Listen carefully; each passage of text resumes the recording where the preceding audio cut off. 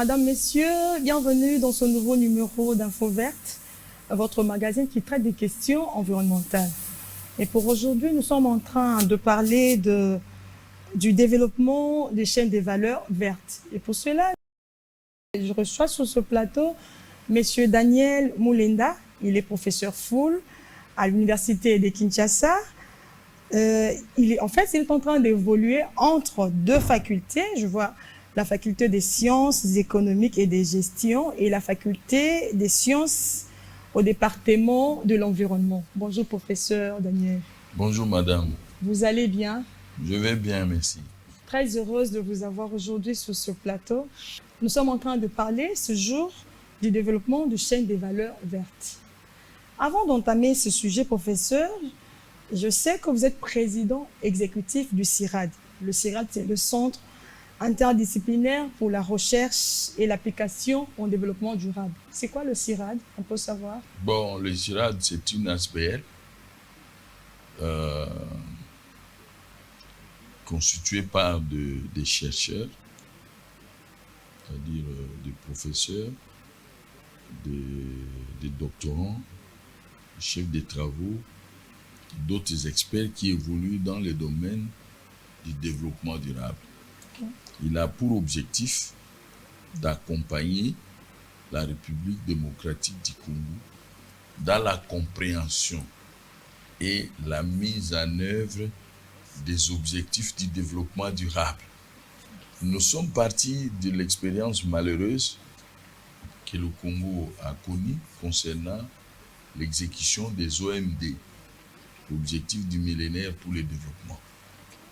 Il y en avait 8, mais le Congo n'avait réalisé même pas 50% pour aucun d'entre les 8 objectifs.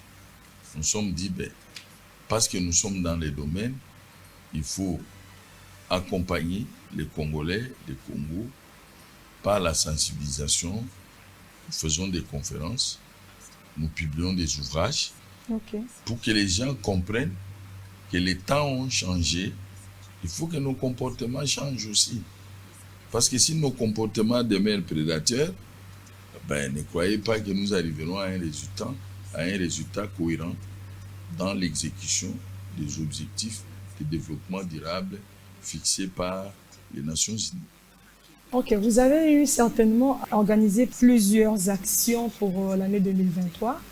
Certainement, il y a aussi des projections pour l'année en cours.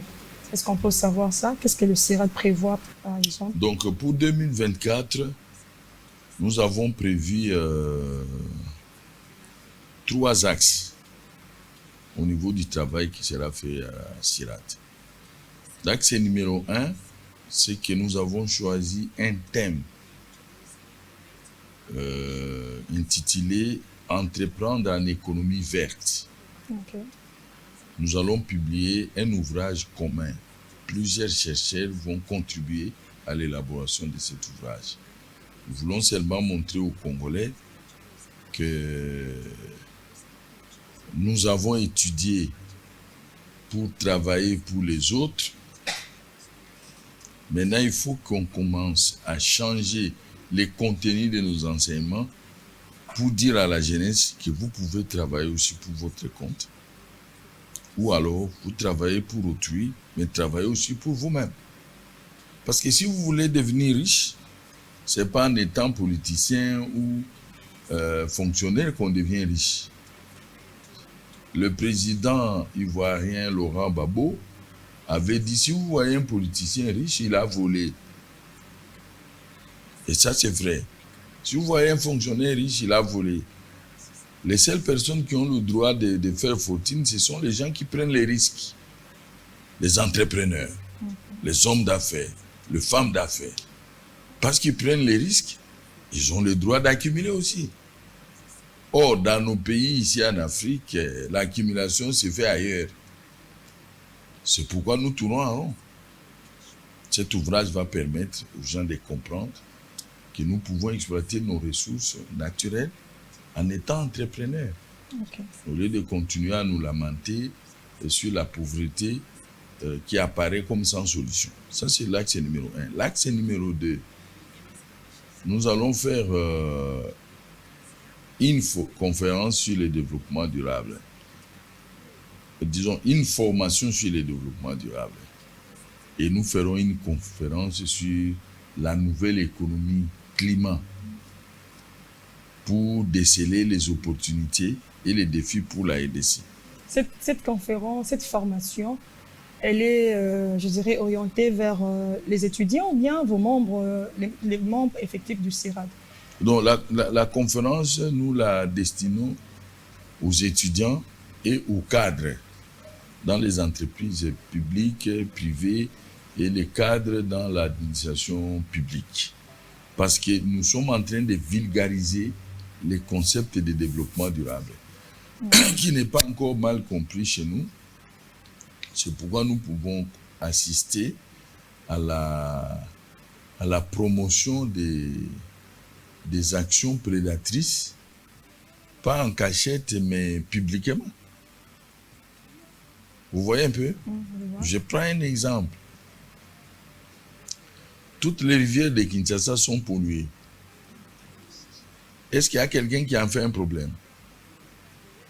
Si vous pouviez savoir qu'il y a des pays où l'eau, c'est de l'or, est-ce que nous avons vraiment, nous, les droits de polluer les eaux douces et de dormir tranquillement, assoiffés? Donc, la régie des eaux, là, pour pouvoir potabiliser l'eau, les charges engagées par la régie des eaux, c'est 4 fois supérieur aux charges que la régie des eaux de la France engage. Ça, les gens ne savent pas.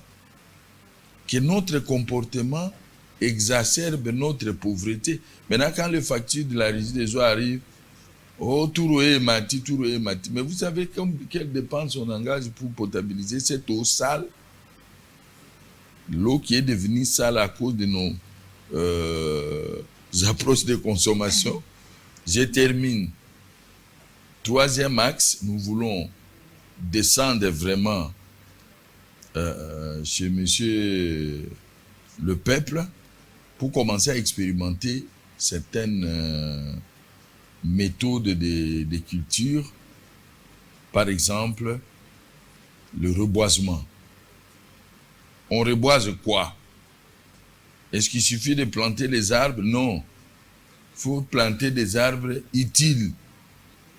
Les arbres qui peuvent séquestrer le carbone et vous donner à manger. N'est-ce pas? Ça, c'est un reboisement utile. Parce que chez nous ici, tout ce que nous faisons maintenant, tout ce que nous conservons maintenant, devrait allier le besoin de lutter contre les réchauffements climatiques et le besoin d'avoir la nourriture et l'eau. Voilà. Ok, je vois que vous avez de la matière. Pour boucler avec le CIRAD, je suis en train de me demander, pour quelqu'un qui se demande par exemple, en vous entendant parler, dit je dois adhérer à CIRAD. Est-ce que le CIRAD reste ouvert et il y a des conditions, certainement des critères d'adhésion? Bon, les critères, c'est un seul critère. J'ai dit que c'est une association élitiste. Celui qui demande son adhésion à CIRAD doit comprendre d'abord la mission du CIRAD, vulgariser les ODD et aider à leur mise en application. Donc, vous devez avoir une contribution. Par exemple, vous, Madame Cathy, vous êtes déjà admise comme membre du CIRAD parce que vous êtes spécialiste en communication. Vous allez aider à pouvoir rendre clair les discours des CIRAD. Parce que des fois, vous pouvez avoir suffisamment de ressources, mais si la communication est mauvaise, donc nous disons qu'à CIRAD, quand vous venez, on vous reçoit, c'est ouvert, mais il faut qu'on s'assure que vous aurez une contribution. Ok, merci professeur. Il y a une chose que vous avez dit, vous êtes doctrinaire de l'économie verte. Oui. Et là, vous avez écrit autant d'ouvrages. Vous pouvez nous citer ces ouvrages-là? Ben, écoutez, on a déjà publié 3 ouvrages sur la thématique. Okay. Le premier ouvrage, c'est l'intégration des entreprises par la préservation des écosystèmes naturels. Dans cet ouvrage, nous présentons un modèle de croissance verte. Parce que nous sommes contre la manière de produire les richesses qui est en vigueur aujourd'hui, qui est issu du système libéral, un système prédateur des ressources, même des ressources humaines.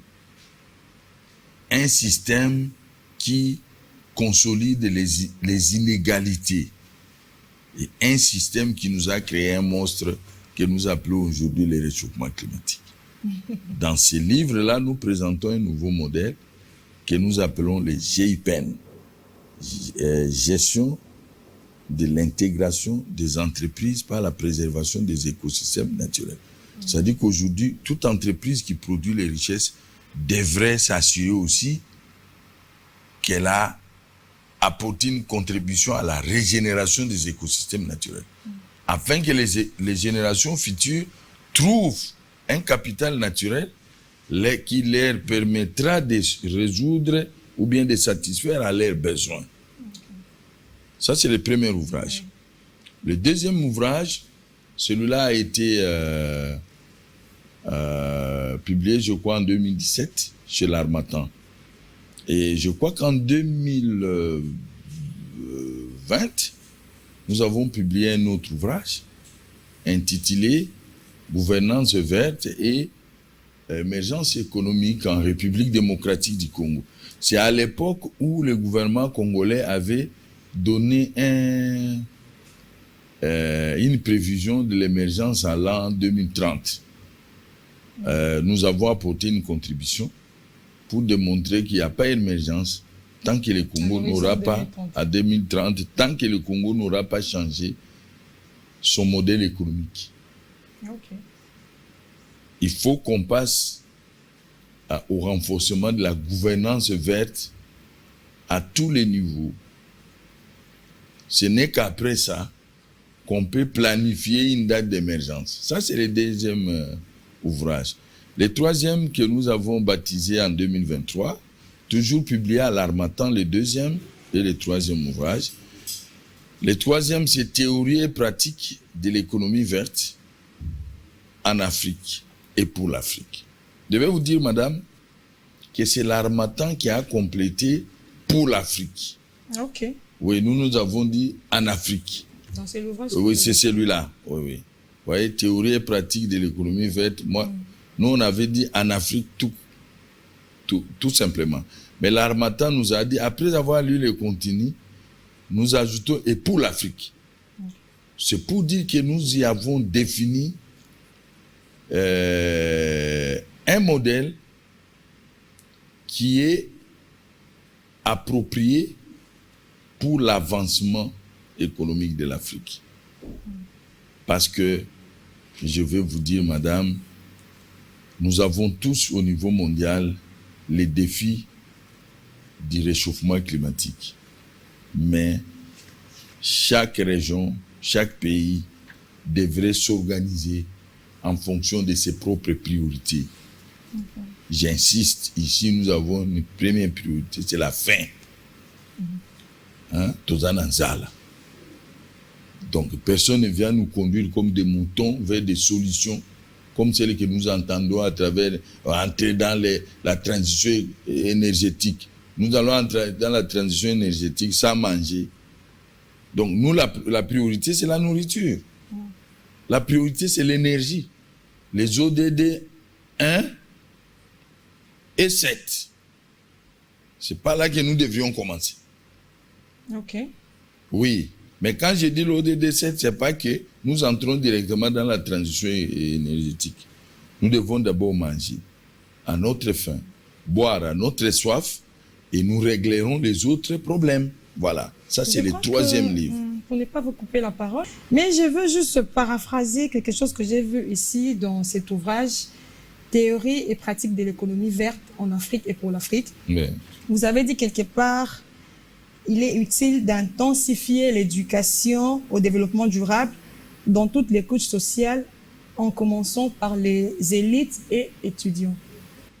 Je crois que quand j'écrirai la deuxième édition de ce livre, je vais dire qu'il faut intensifier l'éducation au développement durable. Je vais aussi ajouter qu'il faut intensifier l'exploitation de nos ressources naturelles. Intensifier l'exploitation des ressources naturelles. Et le pétrole aussi. Tout. Même le pétrole. Les gaz, comme le gouvernement l'a dit. Les blocs pétroliers, là, les blocs gaz. Il faut les mettre en exploitation. Alors qu'on parle de réduction des émissions de gaz à effet de serre. Madame, je vous ai dit que nous avons nos priorités. Quand l'Union européenne a été bloquée par la guerre entre la Russie et... Ils ne sont pas retournés au charbon. Ils ne sont pas retournés au charbon. Et si vous lisez la courbe des émissions de gaz à effet de serre, qui vous a menti que cette courbe a baissé depuis que nous en parlons? C'est une dynamique. Chacun s'insère dans cette dynamique selon les contraintes de son économie. Ici, chez nous, nous avons besoin d'exploiter le pétrole rapidement et intensivement. Ah bon? Je pèse mes mots. Rapidement et intensivement. Vous savez pourquoi? Parce qu'aujourd'hui, 94% de l'énergie utilisée en RDC, ça vient des bois, des Makala. Donc on décime les forêts. Mieux vaut que nous ayons le pétrole et nous allons épargner les forêts. Parce qu'il y a même les grands pays producteurs du pétrole là. Est-ce qu'ils ont même les forêts chez eux? Qui nous empêcherait, nous, de pouvoir produire? Il faut qu'on s'arrange, qu'on mette une stratégie, comme le gouvernement en a déjà parlé, qu'on continue. Mais là, c'est comme si vous êtes en train de vous opposer aux agitations des ONG internationales. Je ne sais pas si vous en souvenez, lorsque le gouvernement a mis en vente nos blocs pétroliers. Vous avez vu l'atelier? Heureusement, vous avez utilisé un bon mot, madame. Votre intelligence est supérieure. Vous avez dit les agitations des ONG. C'est vraiment des agitations. Nous voulons produire le pétrole pour arranger notre mix énergétique. Vous dites non, ne produisez pas le pétrole, mais vous laissez d'autres pays producteurs qui continuent à faire de l'exploration, à trouver de nouvelles réserves, à les mettre en exploitation. Pourtant, nous, si nous exploitons le pétrole, nous changeons notre mix énergétique, on va laisser les forêts tranquilles et les tourbières. Oh, n'exploitez pas le pétrole, n'exploitez pas les forêts intensivement parce que ça séquestre le carbone. Et bien, nous, on mange comment? Nous mangeons comment? Nous allons continuer à importer la nourriture. Même les forêts, là, il faut qu'on les exploite intensivement. Parce que, laissez-moi vous dire, il faut qu'on informe à la population. J'ai dit exploitation intensive, mais j'ajoute, parce que vous avez dit je suis doctrinaire, j'ajoute que ça doit être rationnel. Okay. Parce que dans le domaine de l'exploitation des ressources naturelles, il n'y a qu'un seul péché. Si vous ne le commettez pas, personne ne peut vous condamner. Le seul péché, c'est l'exploitation abusive. On peut exploiter intensivement nos forêts pour produire le riz, le maïs, avec des rendements élevés, sans engrais. Mais il faut que la communauté internationale nous accompagne dans les reboisements. Nous sommes disposés. N'est-ce pas? Merci. Qu'on nous donne l'argent, on va reboiser, nous avons des terres. Et nous allons faire les jachères. C'est-à-dire qu'on a exploité cette partie, on laisse 5 ans, 6 ans, 10 ans, pour que la forêt se régénère d'elle-même. Nous ferons une exploitation. Moi, je conseille au gouvernement d'arranger un programme d'exploitation intensive des ressources naturelles. On ne peut pas avoir 80 millions d'hectares de terres arables, et on nous enseigne là, peut-être c'est moins de 10% qui sont exploités. Vous voulez que nous tous on meure de faim et qui viendra manger? Non, madame. Professeur Daniel, oui. Qu'est-ce que nos téléspectateurs peuvent retenir de cette thématique? Le développement des chaînes de valeur vertes. Oui, ça c'est très bien. En fait, le développement des chaînes de valeur vertes, c'est ça même la magie de l'économie verte. Il faut qu'on y arrive. C'est pourquoi je vous dis par exemple, dans le domaine de la forêt, nous exploitons intensivement nos forêts, mais rationnellement. Il ne faut pas que ça soit une exploitation abusive qui viserait à atteindre une déforestation. Non, on va pratiquer des jachères normales. Les spécialistes des forêts savent ce qu'ils peuvent faire. Nous allons exploiter les bois. Nous allons couper les grimes. Nous allons les scier localement. Vous comprenez? Oui. Or, aujourd'hui, on coupe les grimes, on les exporte. C'est de l'exportation des emplois et de la valeur ajoutée. Les deux choses dont nous avons besoin pour lutter contre la pauvreté et les inégalités dans ce pays. Pourquoi on continuera à faire comme ça? Le modèle doit changer. Aujourd'hui, il faut que les grimes soient sciés ici, qu'on exporte un peu de bois, que l'immobilier soit fabriqué ici, qu'on interdise l'importation de mobilier en bois. Donc tout se passe ici. Tout se passe ici. Nous avons des bons menuisiers à Delvaux là. Vous savez ce qu'il leur manque? Il leur manque seulement les machines pour que la finition égale le mobilier importé. Et je vous dis que la plupart des mobiliers importés venant de l'Asie, c'est en poussière de bois. Ah bon? En poussière de bois, c'est des mobiliers non réparables. Je ne sais pas si ça vient de là aussi, je ne sais pas. Non, ça c'est fait à Delvaux. Je sens qu'il y a du bois. Vous voyez, il faut que le modèle change. Okay. C'est ce que nous appelons le renforcement des chaînes de valeur vertes. Vous voyez, vous coupez le bois, vous payez ceux qui ont coupé. Ils transportent vers les ateliers, oui. Vous payez les transporteurs. On scie les bois, les scieurs sont payés. Ce que j'ai oublié de dire, c'est qu'en sciant le bois, nous produisons les déchets de bois qui vont nous servir à la cuisine. Au lieu de retourner à la forêt, mais nous pouvons nous contenter de ça. Je sais de quoi je parle. Tous ces déchets-là sont... ça va comme ça en Occident. Et là-bas où ça part, ils utilisent ça pour des usages domestiques. Pendant que nous ici, les macas là, c'est en coupant le bois des forêts naturelles. Donc, quand nous allons finir d'essayer le bois, nous faisons le mobilier ici. Même si vous n'êtes pas économiste. Vous ne comprenez pas que l'économie verte va nous permettre de développer des chaînes de valeur vertes. Et c'est ça qui va créer des emplois pour les jeunes. Nous les formons aujourd'hui. Et après, ils vont faire quoi? Parce que quand nous prenons même les minéraux, à l'état brut, nous envoyons ça à l'extérieur. Il faut qu'un jour, un traitement même élémentaire se fasse dans notre pays et que nous puissions aussi toucher les dividendes de nos ressources naturelles. Et pour les déchets plastiques, vous dites quoi? Le recyclage ne se fait pas ici apparemment. Bon, écoutez, c'est un levier important de l'économie verte. Les retours de la matière dans les circuits de production. Les déchets en plastique non biodégradables. Il y a une problématique mondiale. Une grande pollution de la ville de Kinshasa. Ouais, une grosse pollution de la ville de Kinshasa parce que nous n'utilisons pas les lois que nous avons pour tirer les draps de notre côté. Tout le monde connaît qu'actuellement, il y a ce qu'on appelle les pollueurs payeurs. Vous soutenez les usines de production. Attendez, je vais arriver.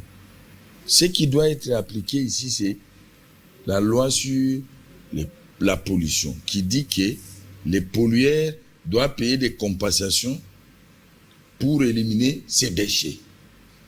Et moi, je soutiens qu'on ne ferme pas les usines qui fabriquent les déchets en plastique non biodégradables. Ah bon? Oui.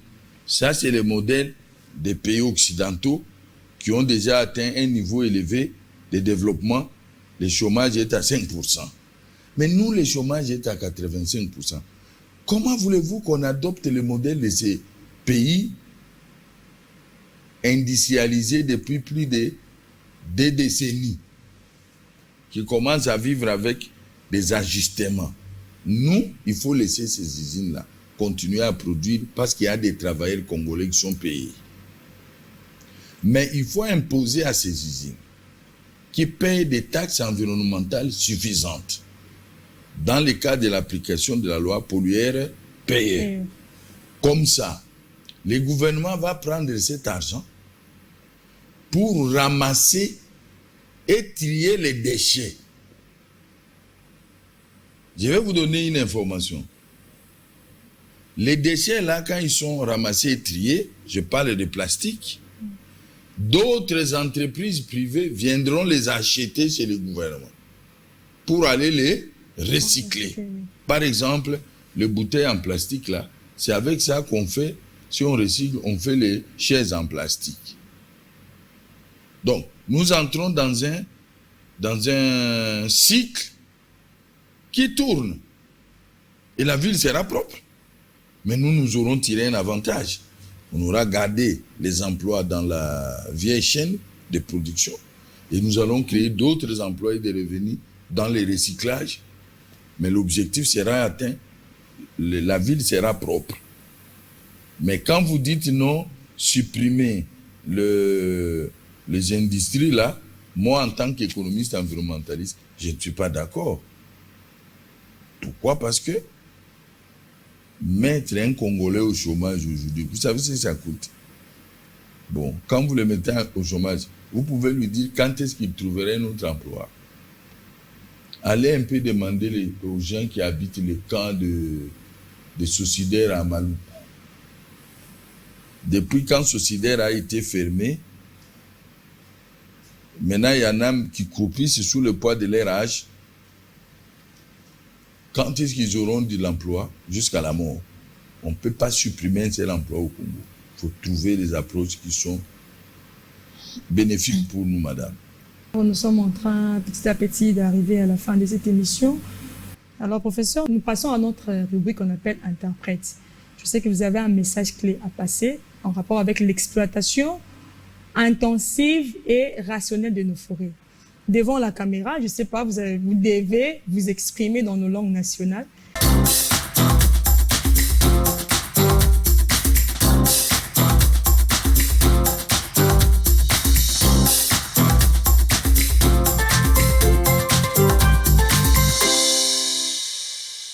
Bandeko na ngai, mboka eza na nzala, toza na posa ya mai.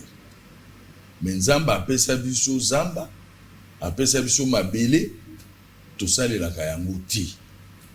Donc toza bato moko toza riche, mais tozolala likolo ya bomengo. Makambo wana ifo esila.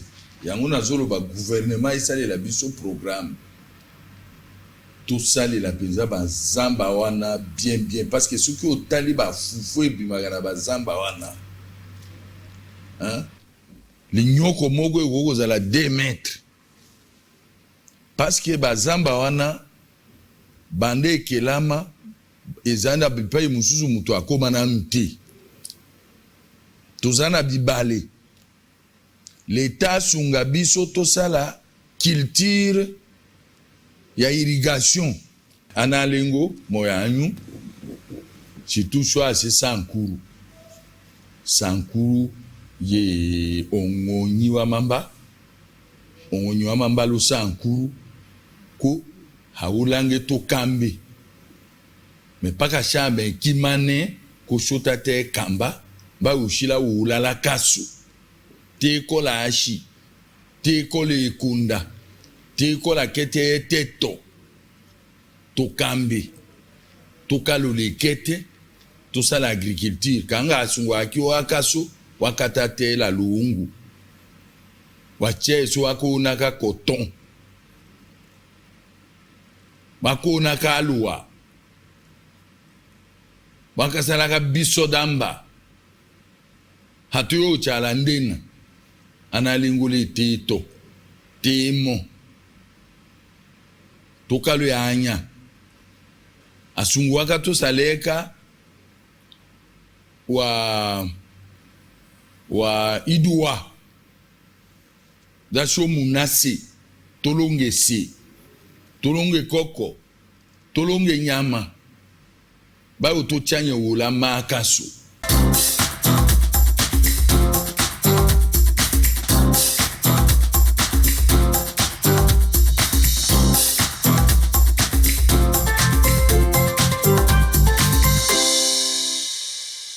Fidèles téléspectateurs, merci de votre attention soutenue à ce magazine qui traite des questions environnementales et nous vous disons à très bientôt pour un nouveau numéro.